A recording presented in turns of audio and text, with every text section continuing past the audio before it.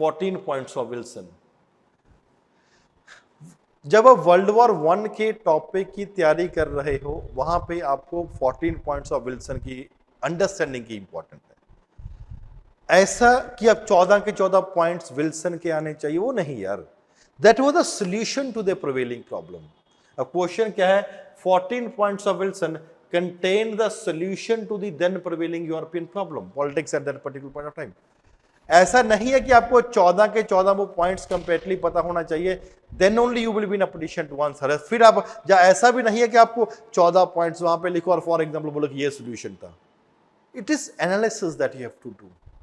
आपको पता होना चाहिए कि यूरोप में प्रॉब्लम क्या है, और उस प्रॉब्लम के चलते हुए कोई भी इंसान, चाहे विल्सन है चाहे कोई भी है, अगर सॉल्यूशन देना चाहेगा उन प्रॉब्लम के कंटेक्स्ट में सॉल्यूशन देना चाहेगा ना। Therefore 14 points of Wilson contended the solution to the prevailing politics and prevailing problem at that particular point of time. आपको उस चीज के बारे में एक एनालिसिस कंप्लीटली पता होना चाहिए अगर इस क्वेश्चन का देना है। देयरफॉर अगर आपको आंसर लिखना है तो आपको क्या है, 20th century was basically a time period where good number of problems that prevailed in Europe at that particular point of time. Problem कौन सी होती है problem? Problem could be political problem. Problem was economic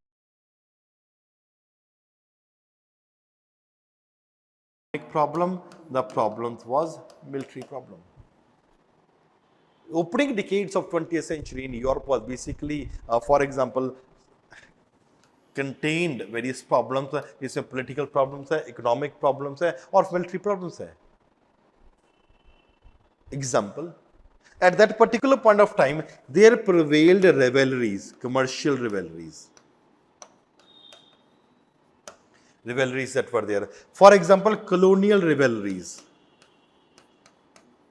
हर कोई अपनी colony चाह रहा था। Commercial and colonial rivalries were prevailed at that particular point. They had become very, very dominant. And rivalries hai, that has affected the peace and security of Europe at that particular point of time. अगर rivalry है, दुश्मनी है, तो कभी भी लड़ाई हो सकती है ना यार। Therefore, when these things were, rivalries were there, the peace plus the security of Europe has been threatened at that particular point of time. Not only this, the spirit of internationalism. Very, very important point.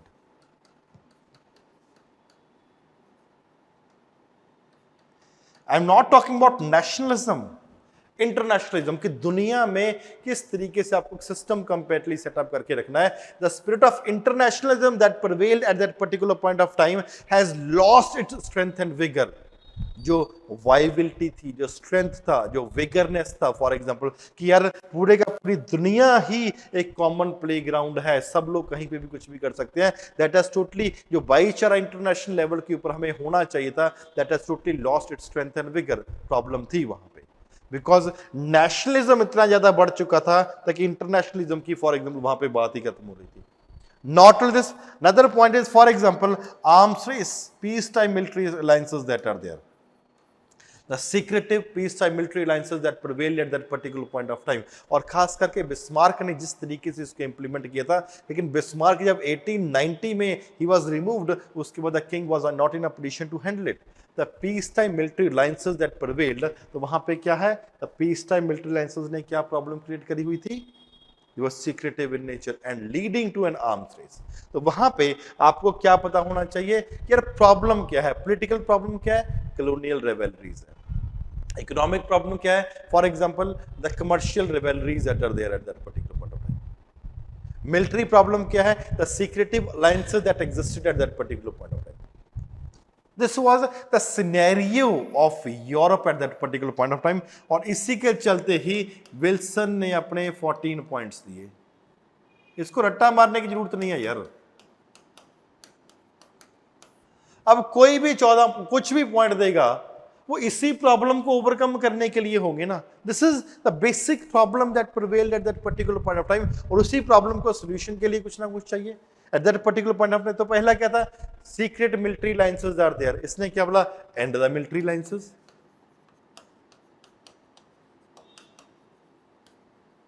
Make the military alliances that are there that open. यही तो problem थी ना, पता ही नहीं कौन किसके साथ है यार।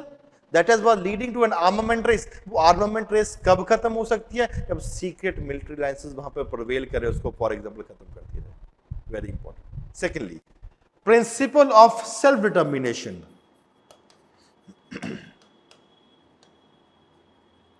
This was because of the spirit of internationalism has gone and spirit of aggressive nationalism was prevailing at that particular point of time.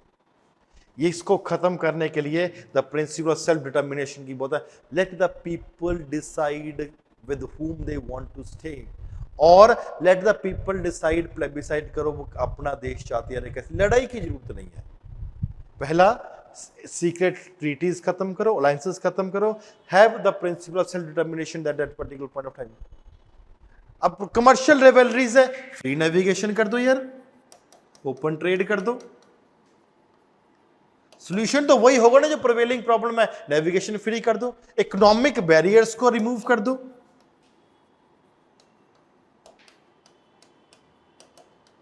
Problems तो उसी का होगा ना, जो प्रॉब्लम है उसका सॉल्यूशन भी प्रोवाइड करो। लेकिन there certain countries that are there, for example reduction in arm कर दो, आर्म्स को फॉर एग्जांपल कम कर दो। लेकिन क्या सब कंट्रीज इक्वली पावरफुल है? नहीं हो सकती। कल कोई भी और कंट्री फॉर एग्जांपल पावरफुल होगी, फिर उसने बोला मैं दूसरे के ऊपर अटैक करूंगा, तो a single country may or may not be in a position to defend itself if it's a small country against a big power. तो क्या करो, let us follow a principle of collective security.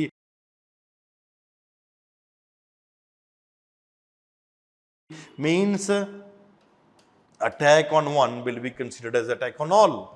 Principle of collective security, हम अकेले deal करने में कामयाब नहीं हो सकते, इसलिए कलेक्टिव सिक्योरिटी, अगर एक के ऊपर अटैक कर दिया दूसरी कंट्री उसको हेल्प करने के लिए आ जाएगी। थर्ड एंड लास्ट पॉइंट, ऐसा भी हो सकता है कि यार एक प्रॉब्लम है, हम वर्ल्ड वॉर 1 तक क्यों आ चुके हैं, इससे पहले डिस्कशन क्यों नहीं करके हमने प्रॉब्लम सॉल्व क्यों नहीं करी? कहते इसलिए नहीं करी बिकॉज कोई प्लेटफॉर्म में एग्जिस्ट नहीं कर रहा था। तो विल्सन ने क्या बोला, let us establish what is known as a League of Nations at that particular point, provide a platform. अगर ये प्रॉब्लम्स है, इन प्रॉब्लम्स को ओवरकम करना है, डिस्कशन के लिए हमें कोई प्लेटफॉर्म तो चाहिए ना। प्लेटफॉर्म क्या है? League of Nations. Therefore, question क्या बनता है, the 14 point of Wilson contain the solution to then prevailing European problems, European politics। 14 के 14 पॉइंट नहीं आपको लिखने इसमें यार, बताना है कि प्रॉब्लम क्या थी, उस प्रॉब्लम का विल्सन ने सॉल्यूशन क्या दिया। This is what you have to write. Analyze करना है आपको किस तरीके से, फॉर एग्जांपल इस चीज को आपको क्वेश्चन को लिखना है, इस तरीके से लिखोगे तो कंपैरेटिवली आपको अच्छे मार्क्स मिलेंगे। साथ में इसका मॉडल आंसर भी अपलोड है, फॉर एग्जांपल हिंदी और इंग्लिश मीडियम में आप इसका मॉडल आंसर भी देख सकते हो, तो वहां पे आपको पता लग जाएगा कि एक एग्जैक्ट तरीके से आंसर आपको किस तरीके से लिखना है। Thank you very much friends, take care of yourself.